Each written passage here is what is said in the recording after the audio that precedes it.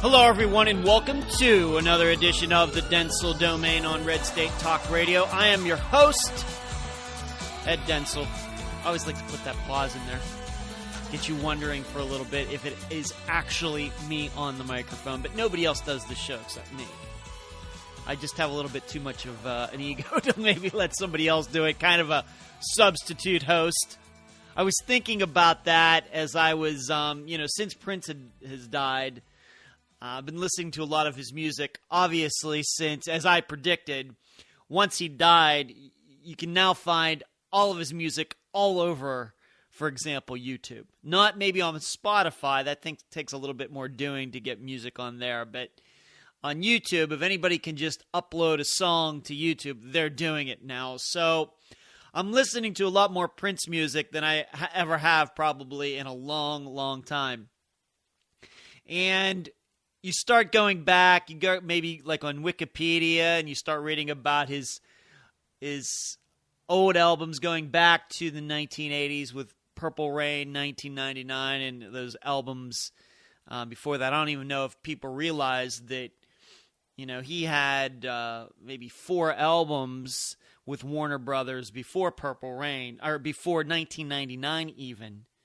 And Purple Rain, I think a lot of people think, well, there was 1999, and then there was Purple Rain. Purple Rain was like his second album with Warner Brothers. No, it was like his 6th. And some of those albums before did not do that well. So it just takes time. Even for Prince, it takes time. But you go back and look at that, and you find out that, yes, when he went on tour, he had all these musicians, and Wendy and Lisa and Des Dickerson and the Bobby Z, was that his name? The drummer and the keyboardist and everything. But when you hear the albums, that's Prince doing everything, pretty much. On Purple Rain, on 1999, on all of those albums before that, he just recruited those musicians later to go on tour with him. And, of course, to do some videos. And, reading a lot about him in the last few days, he definitely was the kind of guy who just wanted to do it his way. And I think of that when I do this show. It's just like I do everything. I record it, I master it, I get the music, do everything put together, and then ship it off to Red State Talk Radio. Of course, I'm no Prince. But it's just, he didn't let anybody else write any songs. In the recordings, he wanted things done a particular way, so he did them himself.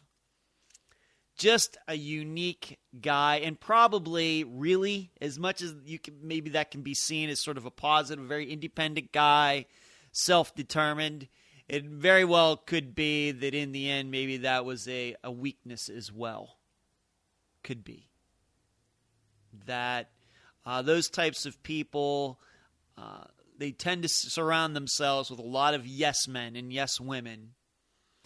And maybe if he had had somebody within his entourage that wasn't probably as intimidated by him, and once again, there's all sorts of stories. You want to hear a funny story, go on YouTube and listen to Kevin Smith talk about dealing with Prince, when was it, 15 years ago, in this documentary that Prince wanted to do. Absolutely funny, but also you're not going to come away from the story with a very good view on Prince. Let's put it that way.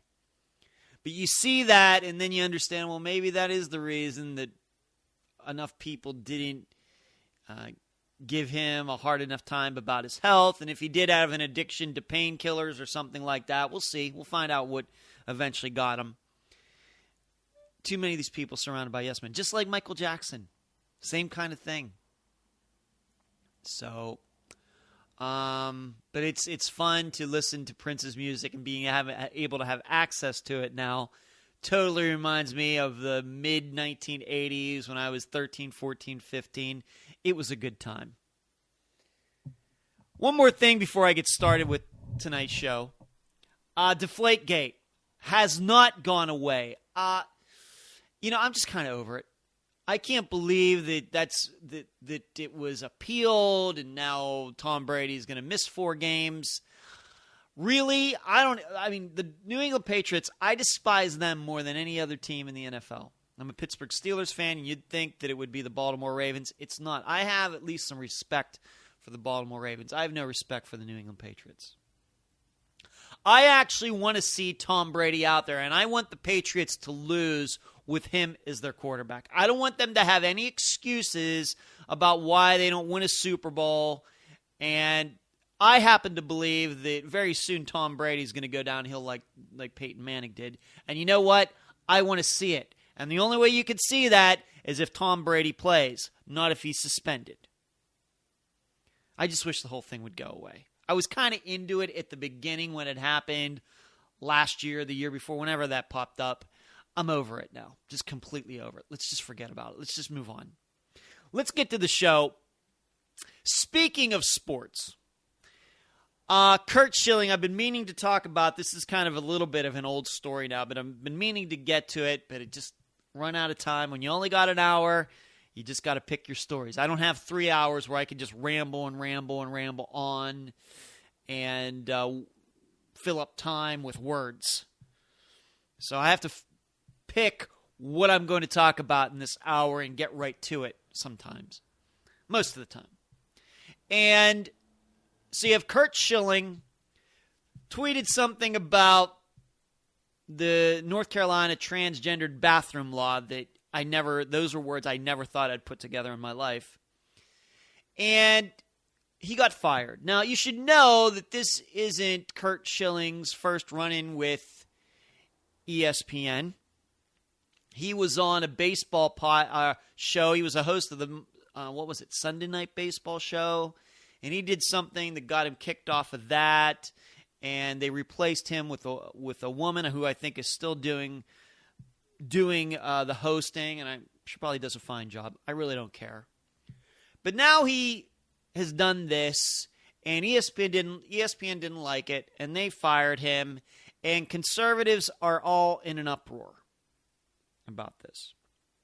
And you know me, what I've told you about ESPN since I started this show on Red State Talk Radio is that ESPN is one of your most liberal channels on the air, on cable. You just don't realize it because they don't talk politics too much on the show, on that channel. But when you notice, when they do, they are hardcore lefties. All right. Now, my attitude regarding politics and sports is that politics should be kept out of it. I don't care if you're a liberal. I don't care if you're conservative. Me personally, I don't want to hear it. I don't want to see, I don't want to hear, I don't want to read on Twitter athletes getting out there expressing their views on politics. To me, it just gets in the way of the whole thing. It's no different than rock stars talking about politics. There's just something about it. I'm not saying they don't have freedom of speech. They do. Okay, they do. I'm not saying it's morally wrong. I'm not saying it's ethically wrong. This is a taste thing for me. In addition, you have to understand something. As much as you may dislike ESPN and what they did to Curt Schilling, they're a private enterprise. They can employ who they want. That's what property rights are. Now, you may say, well, yeah, but they embrace these lefties and Curt Schilling gets in trouble. That's the way it goes. That's the way it goes. Now, here's where the disgusting part of it gets to me. This is more than taste. This is where the ethics and the morality of all this come in. And I've seen it on my Twitter feed. A lot of conservatives ticked off about what they did to Curt Schilling. And what I know is probably at work, talking to other people. Can you believe ESPN did this?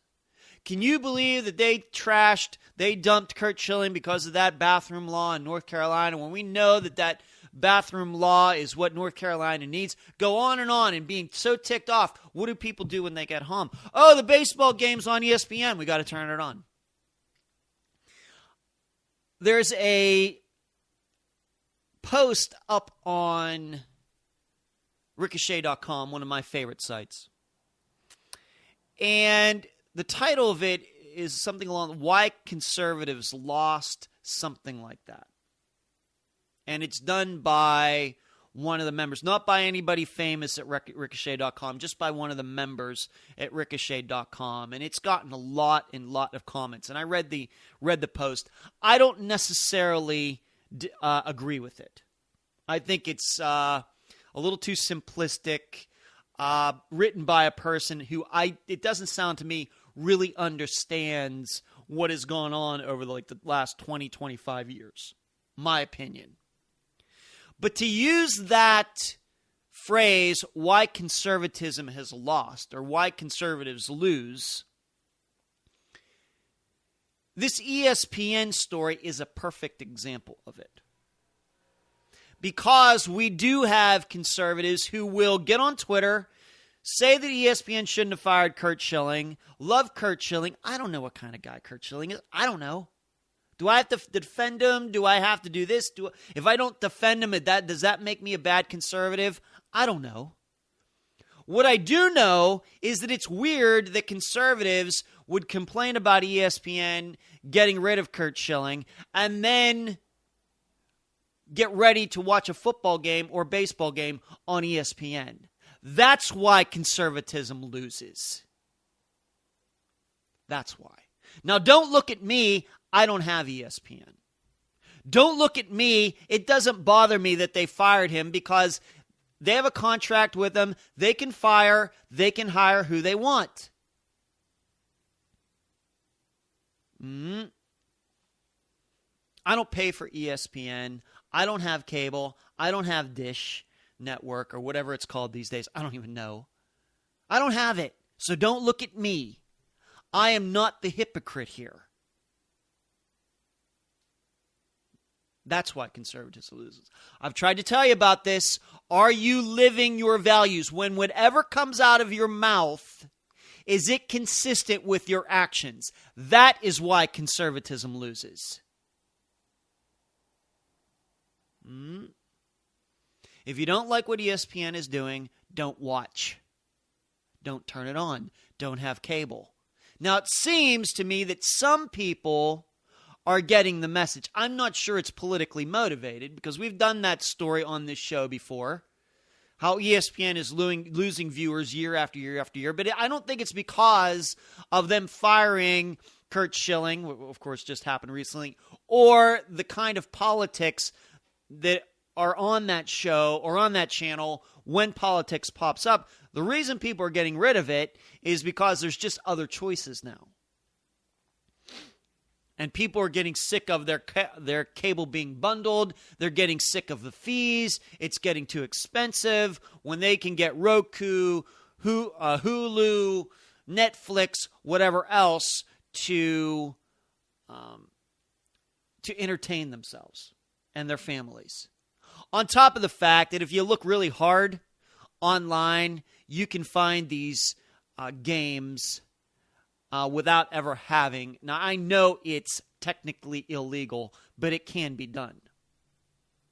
So there's a whole lot of reasons the ESPN is being dumped by people, but I can assure you it's not mostly because of their politics, even though that's what people on the conservative side seem to mostly complain about. And that's weird to me.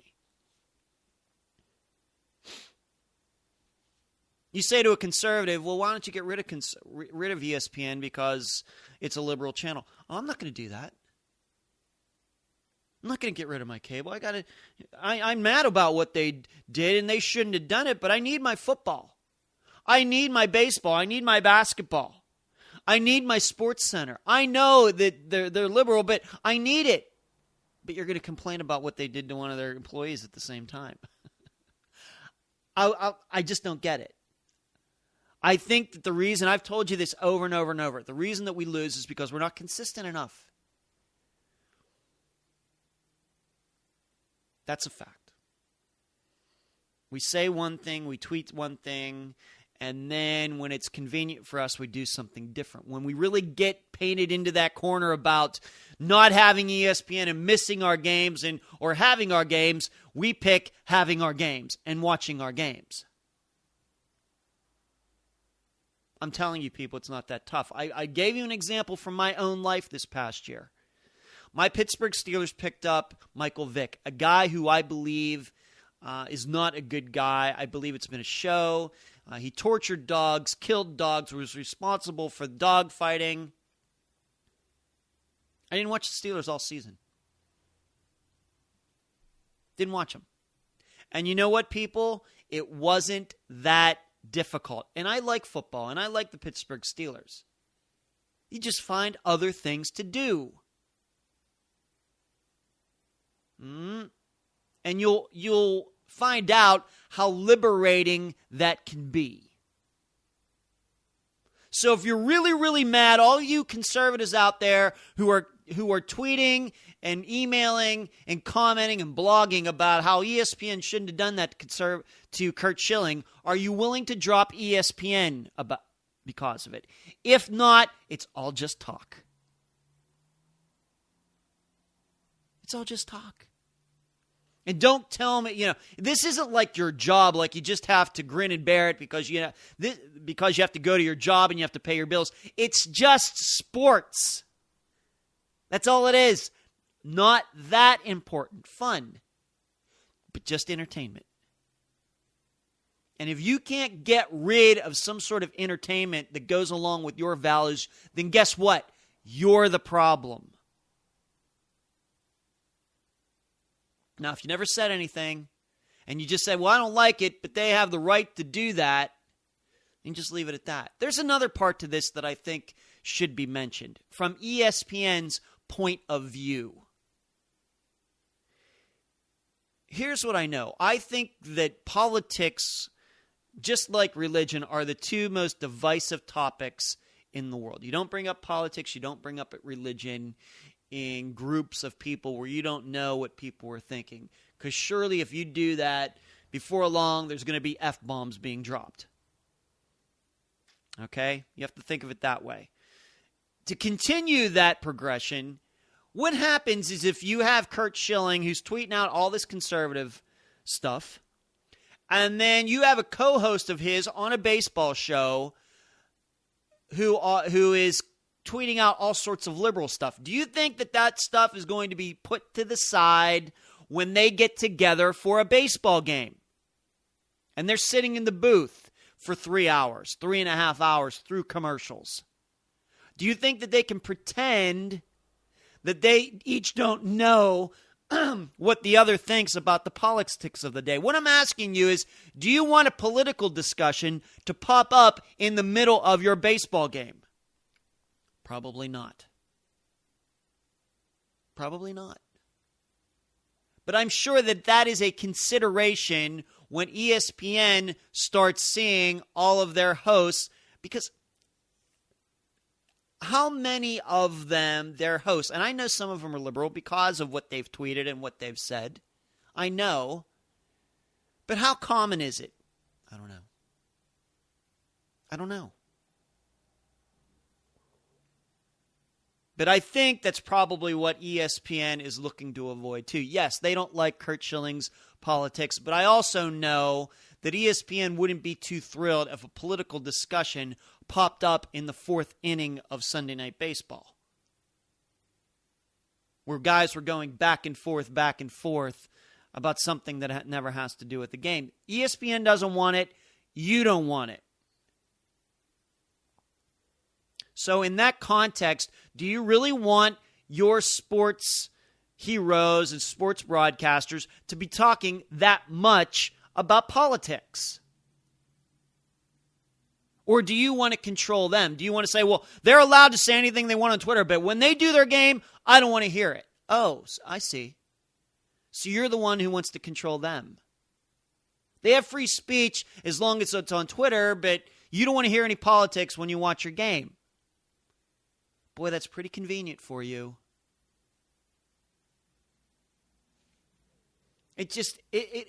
I'm telling you, I know you don't like it, but in a weird way, what ESPN does or did to Curt Schilling makes sense. I know you don't like it. If you don't like it, then change your behavior. You can't change their behavior. You can only change your behavior. I would do it. But in a weird way, regarding what we as conservatives, how we think about the world, it makes sense. ESPN didn't like what one of its employees was doing. They fired him. Period. They like liberal people. They don't like conservative people. Way it goes. Way it goes. And it also comes down to something else that I've tried to remind you of recently. The truth is, businesses in this country, for the most part, are more afraid of liberals than they are of us. And as long as that's the case, this is going to continue to happen. We don't strike the fear of God into them. Why? Because we're not consistent with our values. If we were, I'm sure ESPN would be something different. It wouldn't be as conservative maybe as we'd like, but it would be different. But because we give in here, we give in there, they get to continue to do what they do. That's the way it goes. So for all of you out there, self-righteous people, about Curt Schilling and thinking Curt Schilling's a hero and what he was talking about, yes, he was right. He is exactly right about this law in North Carolina. To me, doesn't matter. Doesn't matter. So that's all I got to say on this topic. I want you all to really think about that really, really hard. Those people who love Curt Schilling and ESPN so much. Let's move on to something else. Already, and this is something I predicted yesterday, that this deal that John Kasich and Ted Cruz got into, already we're seeing signs of this deal, I wouldn't say breaking apart, but it seems that John Kasich is cheating on a little bit. And this is the point that I tried, to make yesterday.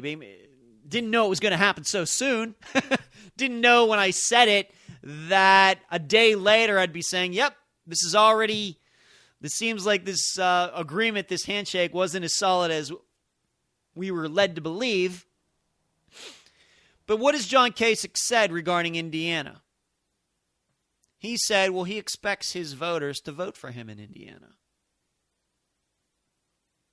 So even though he's allegedly pulling resources and volunteers out of that state and money out of that state, and who knows how much money John Kasich even has left, he's still telling his voters in Indiana, yeah, when the primary comes, yeah, heck yeah, you got to vote for me. Now, I ask you a question. How's that going to help Ted Cruz? See, I think there's a couple different things going on here. And it's the exact reason that I don't believe that Ted Cruz should have ever entered into any sort of this type of agreement with John Kasich. You know the type of agreement that I would have preferred. I would have preferred that Ted Cruz say, John Kasich, you drop out now and I will make you Secretary of Agriculture. You drop out now and I will make you Secretary of Labor or something like that. Don't ask for the vice presidential spot. Don't ask to be Attorney General. Don't ask to be Secretary of State. Don't ask to be Secretary of Defense. But some of those other cabinet positions, we can talk about it. If you drop out today and endorse me. That's the kind of agreement that I would have gone along with regarding Ted Cruz and John Kasich. This whole thing about you get out of this state and I'll get out of these states. Well, now we're getting down to the definition of get out of. It's like going back to the Bill Clinton's days. Depends on what your definition of is. Well, now, what is the definition of get out of Indiana and get out of Oregon and get out of New Mexico?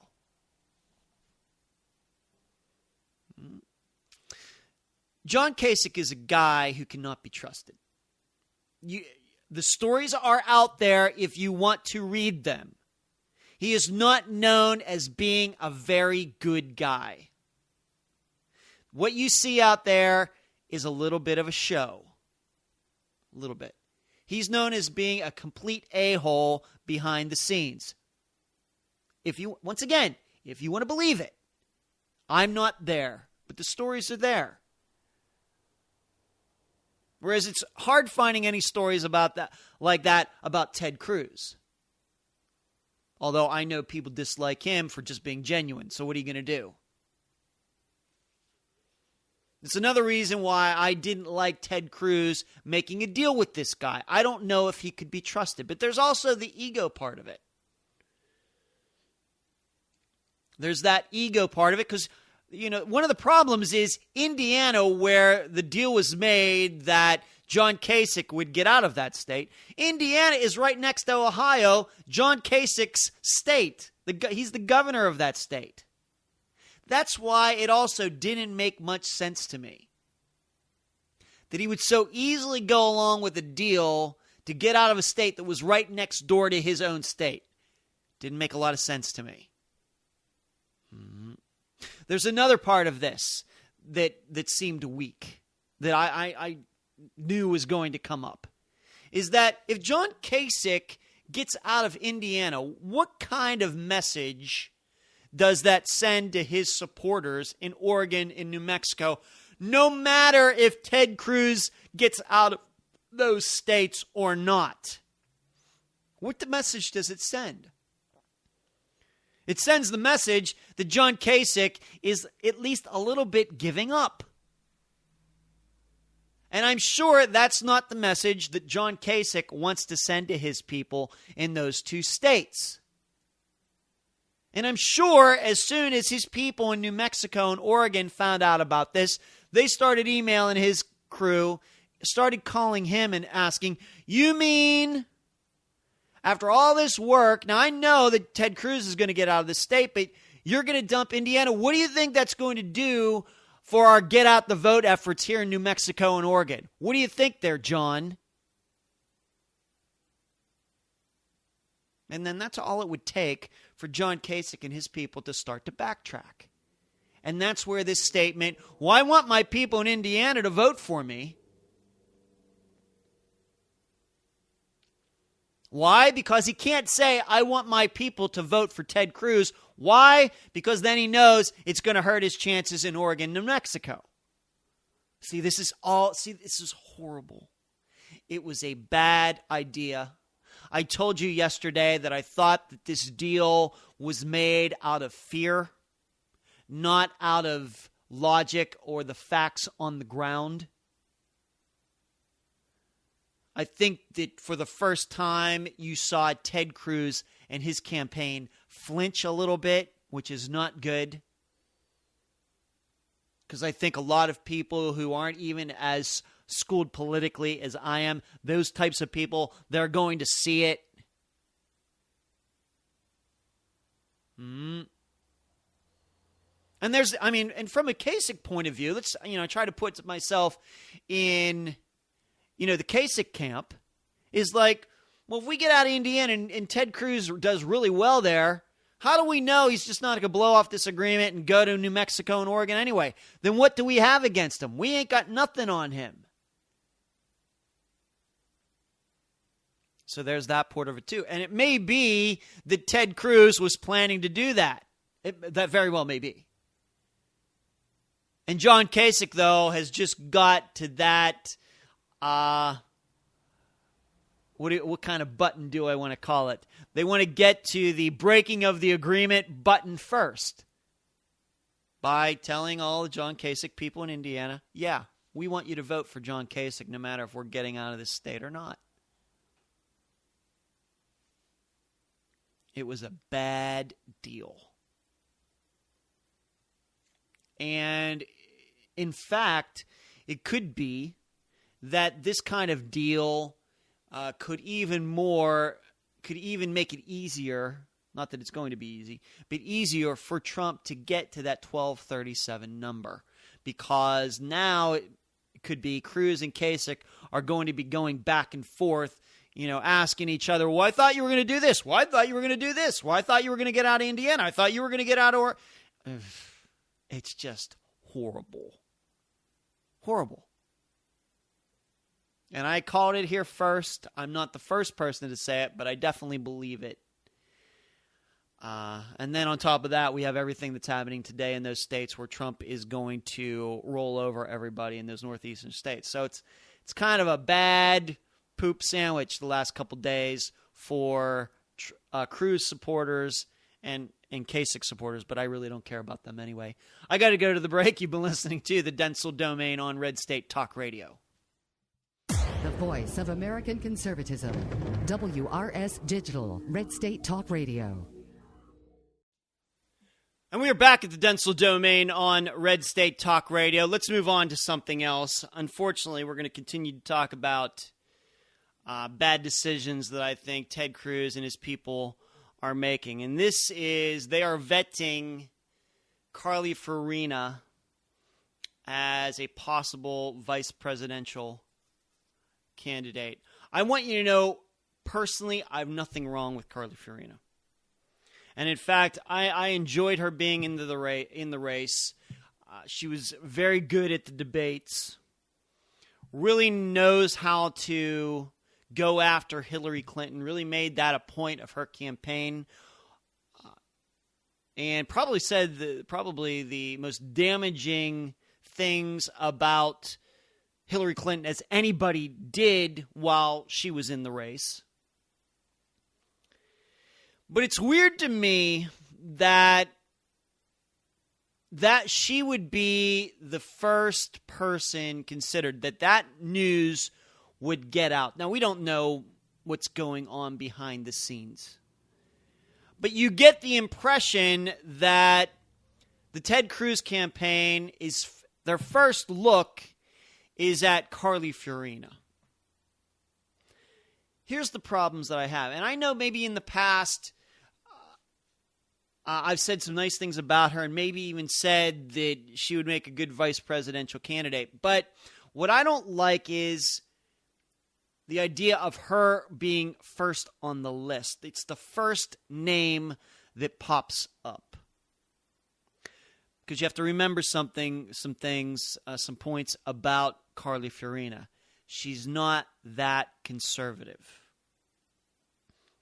And I think it's one of the reasons that she had problems getting traction, no matter how well she did in these debates, that she could never really get going, never could raise enough money, never could get enough attention, never really moved her numbers at all, despite seemingly doing well in these debates.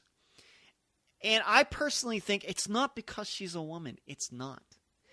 It's because I think there are enough people who might want to go her direction, but then they look back to when she was running for political office in California, and frankly, she was just a little bit of a different kind of candidate. Now, you may say, well, you have to do that in California. Well, yeah, I guess.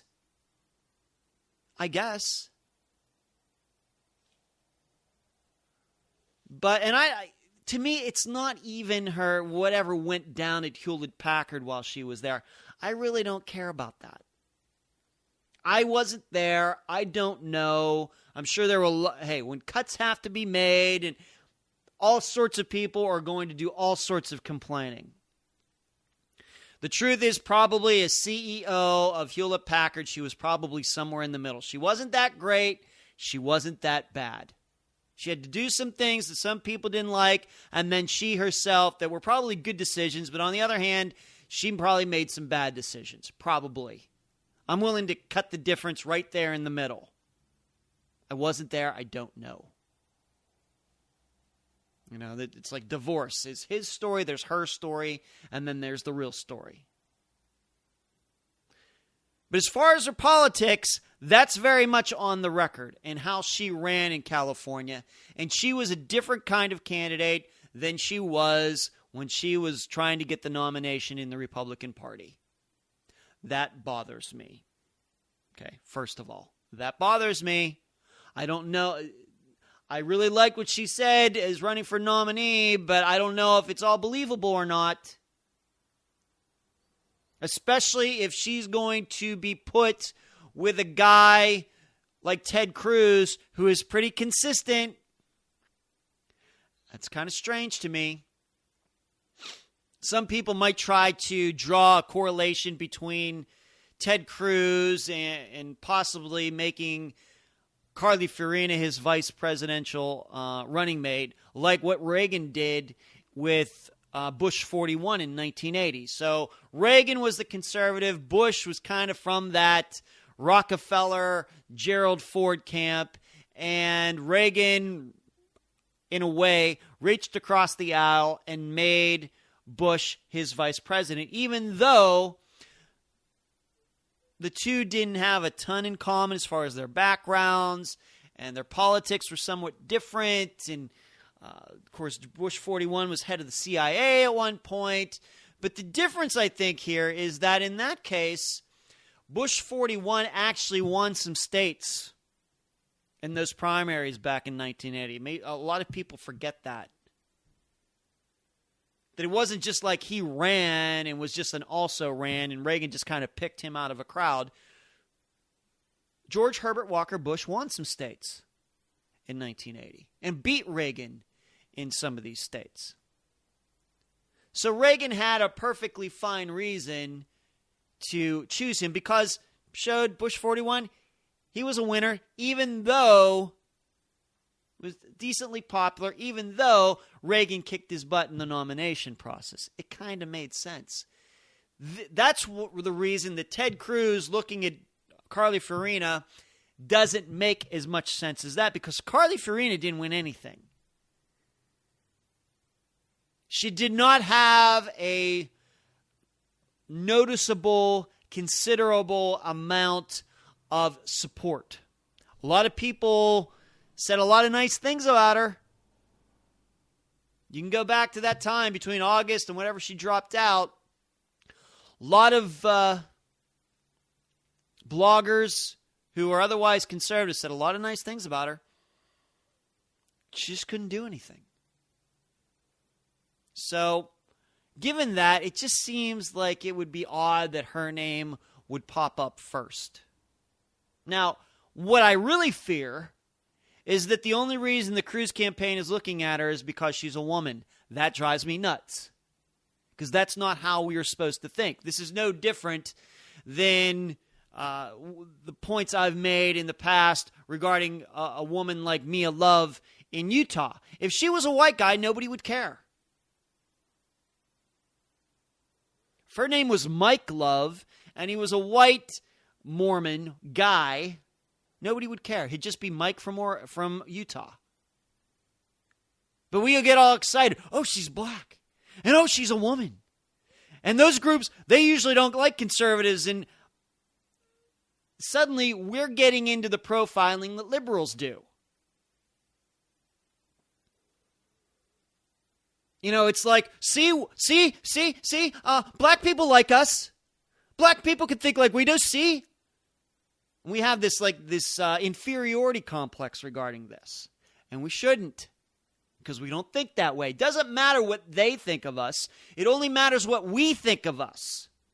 And if we think that we're not racists, and we judge people on the content of their character and their content of their politics, then what Mia Love is shouldn't matter. That was the whole thing about that drove me nuts about Ben Carson. I know for a fact there were probably some conservatives who liked him only because he was black.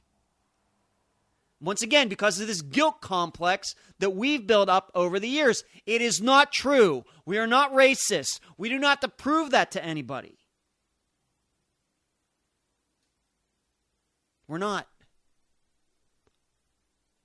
Same way with Herman Cain back in, when was it, 2012, or is that when it was? It seems like it was yesterday or a long time ago. That was 2012, right? Same thing with him. Black guy, awesome.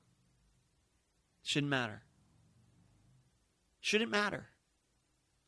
So getting back to Carly Fiorina, I'm going to ask you a question. If her name was Carl Fiorina, would Ted Cruz be looking at Carl Fiorina? Probably not. Drives me nuts. So that's the other point that I wanted to make about all of this is that not that she's not hasn't been consistently conservative over the last 10 years, but I happen to think that the only reason that Ted Cruz looked at her is because she's a woman. And in that way, we are no different than liberals. And we shouldn't be doing that. Now, you may say, well, look at back in 2008, John McCain, he picked Sarah Palin. Were you saying that back then? Different. It's different. First of all, politically, I guess we found out all these years later, Sarah Palin and John McCain, you know what? They are kind of similar, first of all. Second of all, she actually won some things. She actually was mayor of a city. She was actually governor of Alaska. Right?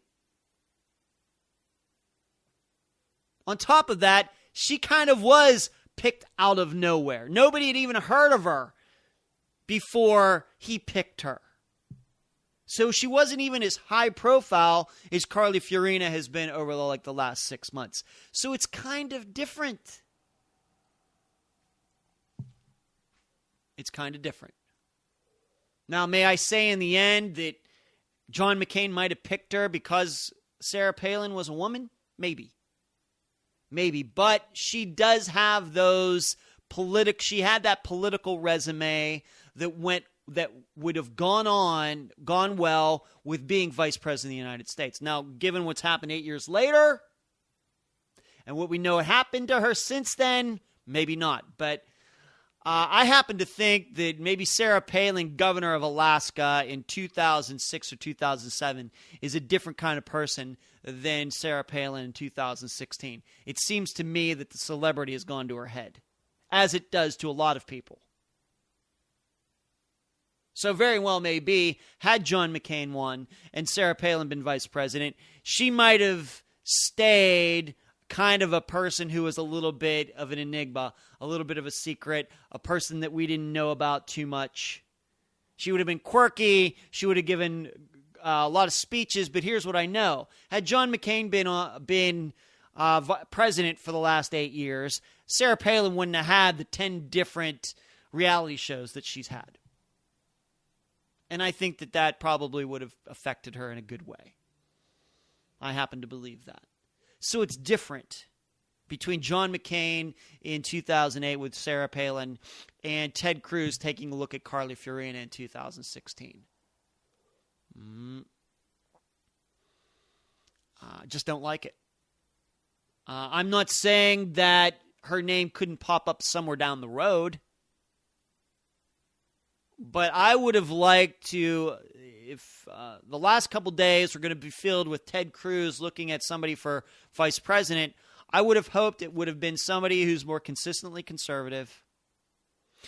I wouldn't have necessarily cared if it was a man or a woman, as long as they have some sort of political experience, as long as we know that they've been conservative for a long time. Maybe they've won an election or two. And then I would accept them on that. Not on whether the person is a woman or whether she was actually going for the nomination or at one time. So there's a fine line there, but I think it matters. It just seems in the last couple of days the Cruz campaign is making some bad decisions, and I go back to the point that I think this is coming out of fear. I think they're saying, I know that Ted Cruz was out there yesterday saying, well, there's no way that Donald Trump can get to that 1237 number. Well, if that's the case, why don't you start acting like it, Ted? Why don't you start acting your campaign? Stop making these bad decisions that seem like they're out of fear. How about that? And stop making deals with John Kasich and stop making deals with Carly Fiorina. How about that? Let's move on to something else. I was talking to my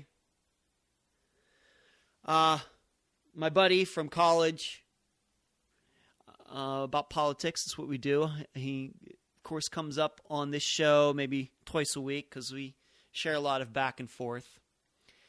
And he was talking to me about a friend of his.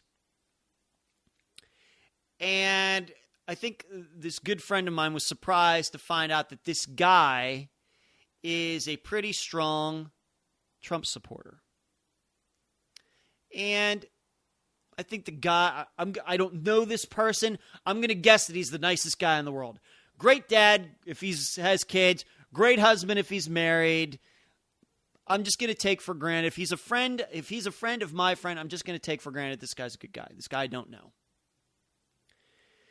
But my friend was very surprised to find out this guy's a Trump supporter. And they had a discussion about it, and Ted Cruz's name came up. And this guy said that the reason that it's not that he doesn't like Ted Cruz, and he was really looking at the outsiders. The Ben Carson, his favorite guys were Ben Carson, Ted Cruz, and Donald Trump, going way back.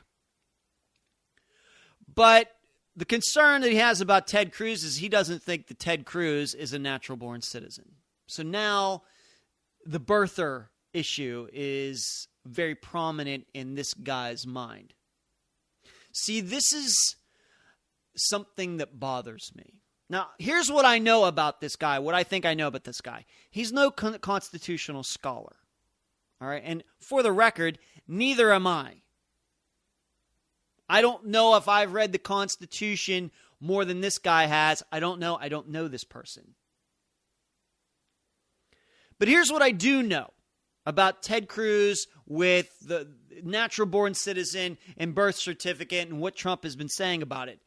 There's been, 4, 5, 6, 7, 8, 9 states where challenges have been brought against Ted Cruz's citizenship and being a natural-born citizen. All of those cases have been dismissed.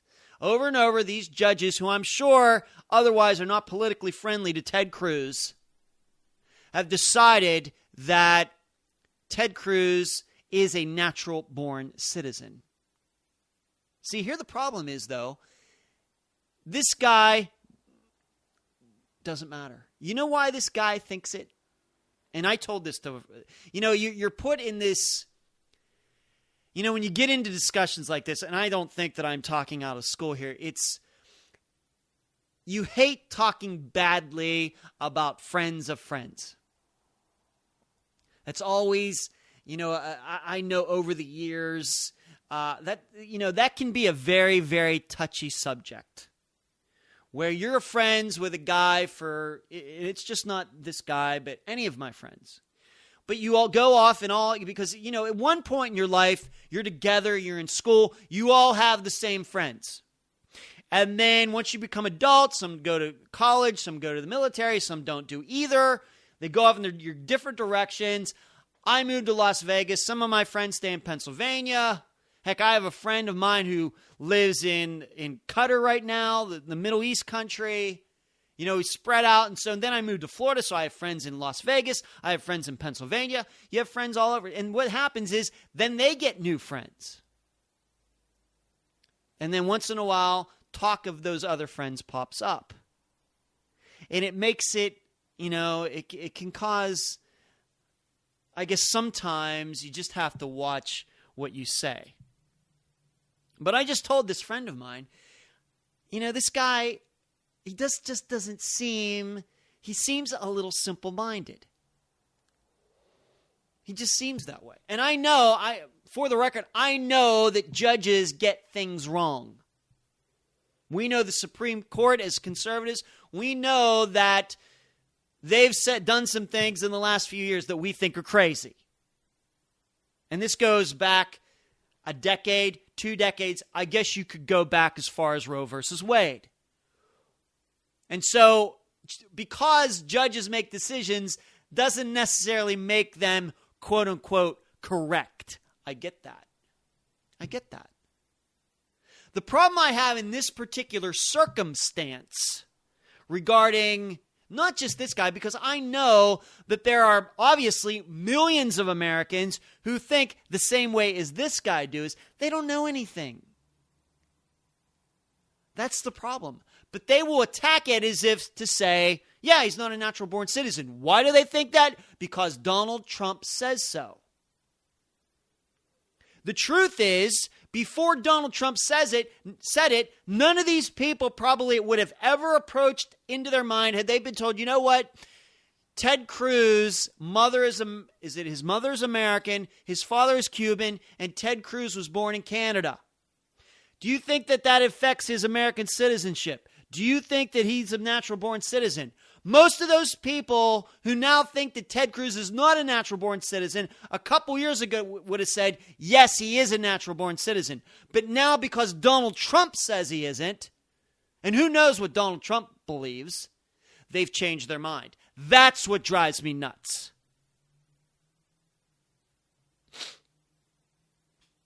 It's that.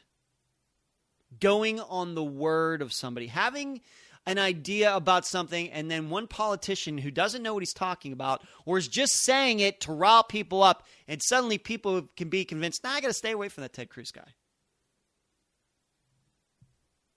Got to stay away. It's weird. It's just simple-mindedness.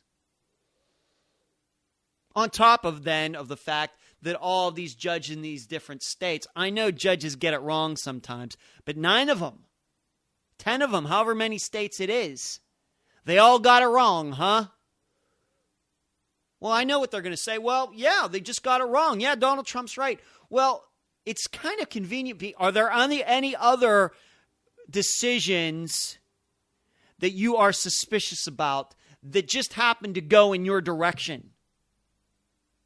Are there any decisions let's put it this way. Are there any decisions that a judge has ever made that you don't like even though you benefit from it? Or do you just like all of this because it fits your narrative of wanting Trump to win? I just want to know.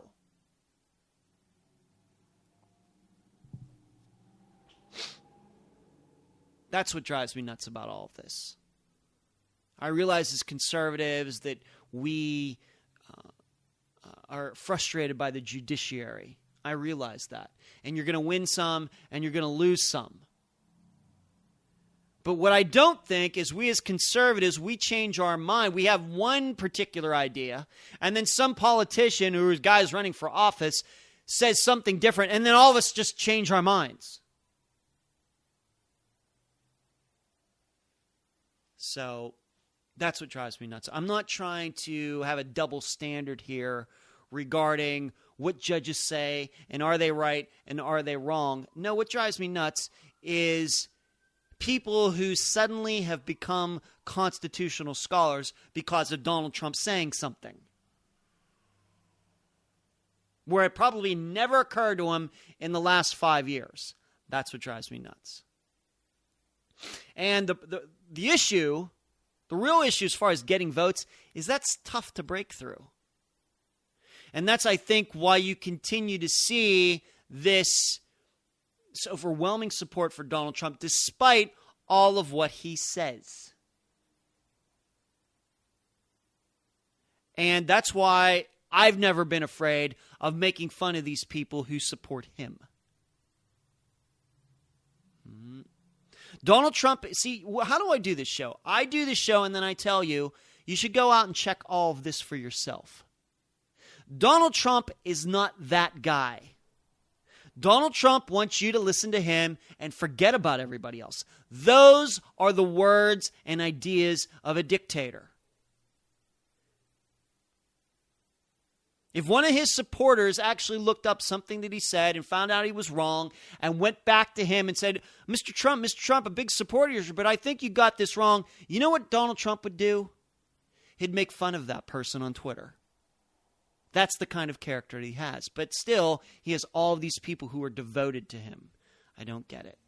But I got to go. EdwardDentzel.com is where you can find all of my old Red State Talk Radio shows. You can also find them at SoundCloud, Podbean, Podomatic, and YouTube. You can go to EdwardDentzel.com/book.